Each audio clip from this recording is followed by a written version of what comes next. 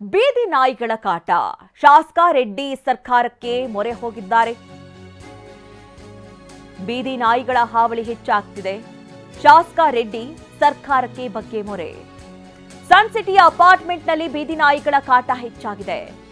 ಬೆಂಗಳೂರಿನ ಇಬ್ಬಲೂರಿನ ಸನ್ ಸಿಟಿಯ ಅಪಾರ್ಟ್ಮೆಂಟ್ ದೂರು ನೀಡಿದ್ರೂ ಕೂಡ ಬಿಬಿಎಂಪಿ ಅಧಿಕಾರಿಗಳು ಇದುವರೆಗೆ ಯಾವುದೇ ರೀತಿ ಕ್ರಮ ಕೈಗೊಂಡಿಲ್ಲ. ಸಭೆ ನಡೆಸಿದ್ರೂ ಕೂಡ ಬೀದಿ ನಾಯಿ ಅಟ್ಟಹಾಸಕ್ಕೆ ಬ್ರೇಕ್ ಬಿದ್ದಿಲ್ಲ.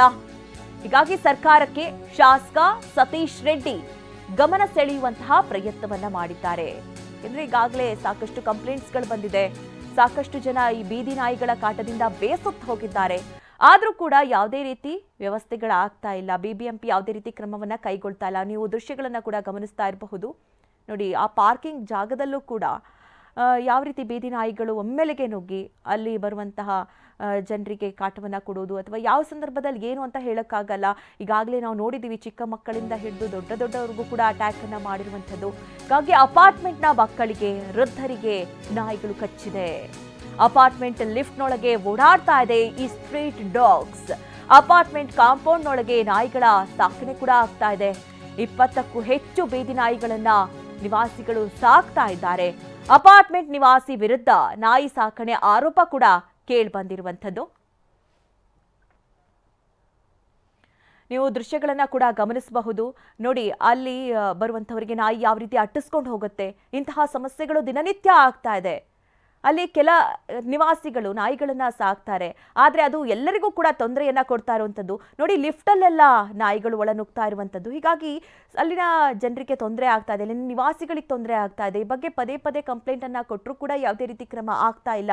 ಜೊತೆಗೆ ಒಂದಷ್ಟು ನಿವಾಸಿಗಳು ಅಲ್ಲಿ ನಾಯಿಯನ್ನ ಸಾಕಣೆ ಮಾಡ್ತಾ ಇದ್ದಾರೆ ಅನ್ನುವಂತಹ ಆರೋಪ ಕೂಡ ಇದೆ. ಅವರ ವಿರುದ್ಧವಾಗೂ ಕೂಡ ಈಗ ಸಾಕಷ್ಟು ಕಂಪ್ಲೇಂಟ್ಸ್ಗಳು ಕೇಳಿ ಬಂದಿದೆ. ಮತ್ತೆ ಕಾಂಪೌಂಡ್ ಒಳಗಡೆ ನೋಡಿ, ಒಂದ್ ಕಡೆ ದೃಶ್ಯಗಳನ್ನ ಗಮನಿಸ್ತಾ ಇದ್ದೀರಿ, ಅದು ಲಿಫ್ಟ್ನೊಳಗೆ ಒಳ ನುಗ್ತಾ ಇರುವಂತಹ ದೃಶ್ಯಗಳು. ಮತ್ತೆ ಇನ್ನೊಂದು ಕಡೆ ಆ ಪಾರ್ಕಿಂಗ್ ಜಾಗದಲ್ಲಿ ಅಲ್ಲಿ ಓಡಾಡುವಂತಹವರಿಗೆ ಅಟ್ಟಾಡ್ಸ್ಕೊಂಡು ಹೋಗುವಂಥದ್ದು. ಇನ್ನು ಈ ಬಗ್ಗೆ ನಮ್ಮ ಪ್ರತಿನಿಧಿ ಪ್ರಮೋದ್ ಶಾಸಕರಾದಂತಹ ಸತೀಶ್ ರೆಡ್ಡಿ ಅವರೊಟ್ಟಿಗೆ ಮಾತನಾಡಿದ್ದಾರೆ. ಬನ್ನಿ ನೋಡೋಣ. ವಿಧಾನಸಭೆ ಅಂದಮೇಲೆ ಸಹಜವಾಗಿ ಶಾಸಕರು ಅನುದಾನದ ವಿಚಾರ ಅಥವಾ ಕಾಮಗಾರಿ ವಿಚಾರ, ಅಭಿವೃದ್ಧಿ ವಿಚಾರದ ಬಗ್ಗೆ ಸಾಕಷ್ಟು ಚರ್ಚೆ ಮಾಡ್ತಾರೆ. ಆದರೆ ಬೆಂಗಳೂರಿನಲ್ಲೇ ಈಗ ಒಂದು ವಿಚಿತ್ರವಾದಂಥ ಸಮಸ್ಯೆ ಶುರುವಾಗಿದೆ. ಅದೇನಪ್ಪ ಅಂದರೆ ಈ ನಾಯಿ ಕಾಟ ಅಥವಾ ನಾಯಿ ಸಮಸ್ಯೆ. ಇಂಥದ್ದೊಂದು ಪ್ರಶ್ನೆಯನ್ನು ಬೆಂಗಳೂರಿನ ಶಾಸಕರೇ ಈಗ ಸರ್ಕಾರಕ್ಕೆ ಕೇಳ್ತಾ ಇದ್ದಾರೆ. ಈ ನಾಯಿ ಕಾಟ ಬಗೆಹರಿಸ್ಕೊಡಿ ಸ್ವಾಮಿ ಅಂತ. ಅಂದಾಗೆ ನಾನು ಹೇಳ್ತಾ ಇರುವಂಥದ್ದು ಬೊಮ್ಮನಹಳ್ಳಿ ಶಾಸಕರಂತ ಸತೀಶ್ ರೆಡ್ಡಿ ಅವ್ರ ಬಗ್ಗೆ. ಸತೀಶ್ ರೆಡ್ಡಿ ಅವರು ನಮ್ಮ ಜೊತೆಗೆ ಮಾತಾಡೋದಕ್ಕೆ ಜಾಯ್ನ್ ಆಗ್ತಾರೆ. ರೆಡ್ಡಿ ಅವರು, ಮೊದಲನೇದಾಗಿ ಸಾಕಷ್ಟು ಬೇರೆ ಬೇರೆ ಕಾಮಗಾರಿ ಅಭಿವೃದ್ಧಿ ಬಗ್ಗೆ ಮಾತಾಡ್ತೀವಿ. ಬಟ್ ನಿಮ್ಮ ಕ್ಷೇತ್ರದಲ್ಲಿ ಈಗ ನಾಯಿ ಕಾಟದ ಪ್ರಶ್ನೆಯನ್ನು ನೀವು ಕೇಳಿದ್ದೀರಿ. ಶೂನ್ಯವೇಳೆಯಲ್ಲಿ ಪ್ರಸ್ತಾಪ ಮಾಡ್ತಿರೋ ಅಥವಾ ಕಾಲಿಂಗ್ ಅಟೆನ್ಷನ್ ಕೊಡ್ತಿರೋ ಈಗಾಗಲೇ ಸಲ್ಲಿಕೆ ಮಾಡಿದ್ದೀರಿ. ಏನಾಗಿದೆ ಸರ್, ಏನು ನಾಯಿ ಕಾಟ ನಿಮ್ಮ ಏರಿಯಾದಲ್ಲಿ? ಹಿಂದೇನು ಸುರೇಶ್ ಕುಮಾರ್ ಅವರು ವಿಧಾನಸಭೆಯಲ್ಲಿ ಪ್ರಶ್ನೆಯನ್ನು ಎತ್ತಿದ್ರು. ಸಾರ್ವಜನಿಕರಿಗೆ ತೊಂದರೆ ಆಗ್ತಾಯಿದೆ, ಬೀದಿ ನಾಯಿಗಳು ಕೆಲವು ಕಚ್ಚೋದ್ರಿಂದ. ಕೆಲವರು ಅದಕ್ಕೆ ಊಟ ಹಾಕಿ ಅದಾದಮೇಲೆ ಒಂದೆರಡು ದಿನ ಊಟ ಹಾಕಲಿಲ್ಲ ಅಂದಾಗ ಮಾಂಸಾಹಾರವನ್ನು ತಿನ್ನುವಂಥ ನಾಯಿಗಳು, ಮತ್ತು ಅದಕ್ಕೆ ಕಾಯಿಲೆ ಏನಾದರೂ ರೇಬೀಸು ಅಥವಾ ಅದಕ್ಕೆ ಆಪ್ರೇಷನ್ ಮಾಡದೇ ಇದ್ದರೆ ಸಮಸ್ಯೆಗಳು, ಇವೆಲ್ಲ ವಾಕಿಂಗ್ ಮಾಡೋವಂಥವ್ರು ಬೆಳಗ್ಗೆ ಕಚ್ಚೋವಂಥದ್ದು, ಇವೆಲ್ಲವನ್ನು ನಾವು ಕೇಳ್ತಾಯಿದ್ವಿ.